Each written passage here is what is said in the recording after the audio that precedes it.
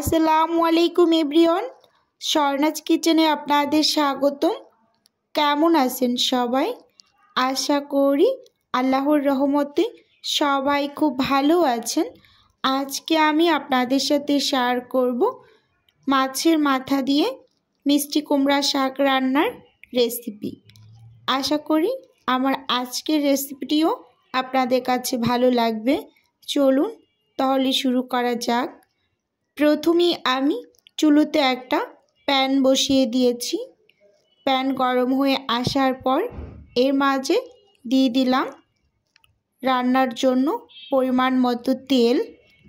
তেলটা সামান্য একটু গরম হয়ে আসার পর এর মাঝে পেঁয়াজ কুচি দিয়ে দিলাম, সেই সাথে দিয়ে দিলাম 4-5টা কাঁচামরিচ মাঝখান থেকে একটু চিড়ে নিয়েছি। এখন ভেজে নেব 1 মিনিটের মতো। ভেজে নেওয়া হয়ে গেলে এর মাঝে দিয়ে দেব স্বাদ অনুযায়ী লবণ। লবণটা দেওয়ার পর পেঁয়াজটা অনেক অংশে নরম হয়ে আসে। এখন খুব ভালোভাবে নেড়ে চেড়ে ভেজে নেব।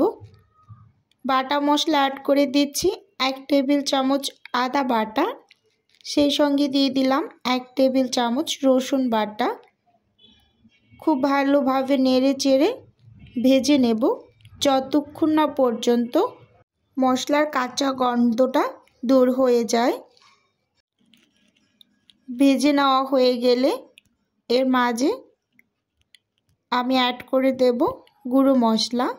যেহেতু শাক রান্না করব, গুঁড়ো মশলার পরিমাণটা একটু কম দিব।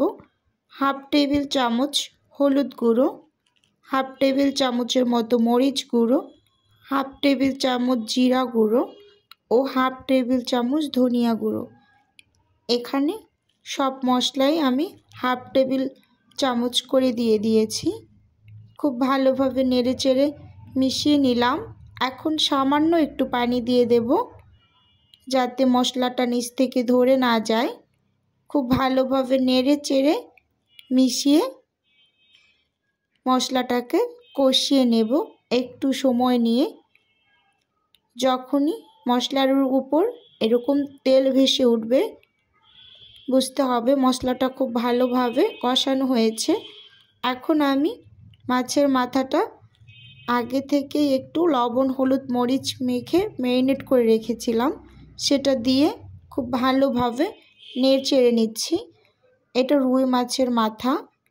একটা মাথাই আমি একটু কেটে নিয়েছি নাড়াচাড়ার সুবিধার্থে। এখন খুব ভালোভাবে মশলার মাঝে নেড়ে চেড়ে উল্টে পাল্টে মিশিয়ে নিচ্ছি। যে কোনো বড় মাছের মাথা দিয়ে এভাবে করে শাক রান্না করে খেতে ভীষণ ভালো লাগে। মশলার মাঝে খুব ভালোভাবে মাথাটাকে আমি একটু ভেজে নিয়েছি। ভেজে নেওয়া হয়ে গেলে এখানে আমি কিছুটা পরিমাণ পানি দিয়ে দেব।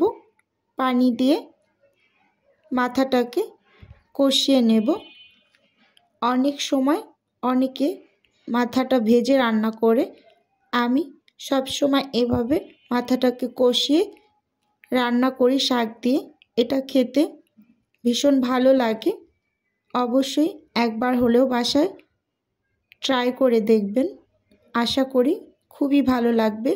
ঢাকনা দিয়ে ঢেকে কষিয়ে নিলাম। এখন ঢাকনা খুলে একটু নেড়ে চেড়ে আমি আগে শাকের ডাঁটাগুলো দিয়ে দেব। স্প্যাচুলা দিয়ে হালকা করে একটু আধ ভাঙ্গা করে ভেঙে নিচ্ছি। যেহেতু শাকের ডাঁটাগুলো একটু শক্ত হয় শাকের তুলনায়, তাই ডাঁটাগুলোকে একটু আগে দিয়ে দেব আর পরে আমি শাকগুলো দিয়ে দেব। ডাঁটাগুলো 2 মিনিটের মতো একটু ভাপ দিয়ে নেব।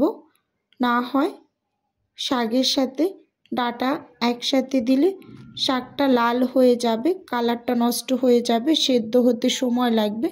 তাই আগে এভাবে করে ডাঁটাটা দিয়ে ঢাকনা দিয়ে ঢেকে 2 মিনিটের মতো একটু ভাপিয়ে নেবেন। পরে শাকগুলো অ্যাড করে দেবেন।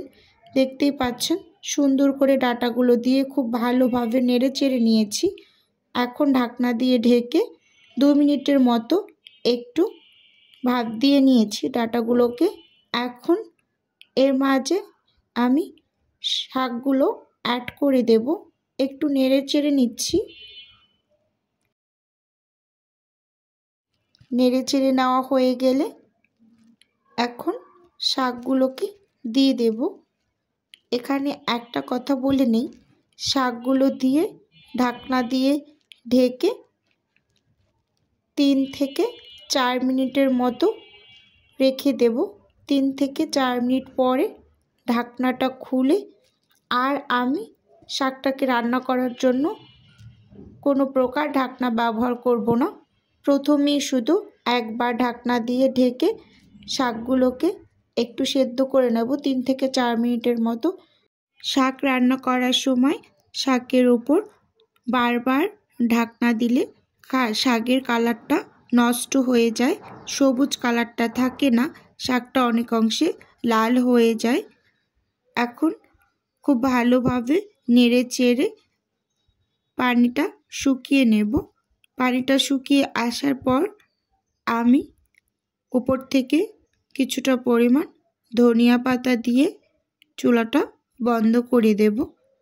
ভিডিওর এই পর্যায়ে এসে প্রতিদিনের মতো আমার ভিউয়ার্স আপু এবং ভাইয়াদের উদ্দেশ্যে একটা অনুরোধ রাখছি, ভিডিওর কোনো অংশ যদি একটুখানি হলেও আপনাদের কাছে ভালো লেগে যায় তাহলে প্লিজ চ্যানেলটি সাবস্ক্রাইব করে আমার সাথে থাকার অনুরোধ রইল।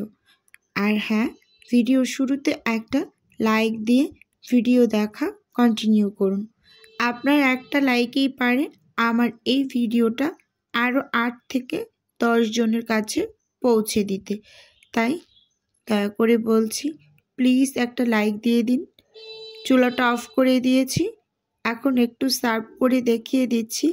দেখুন শাক রান্নাটা কতটা সুন্দর হয়েছে, আর খেতে তো মাশাআল্লাহ খুবই ভালো হয়েছিল। আজকের ভিডিও এ পর্যন্তই। আল্লাহ হাফেজ।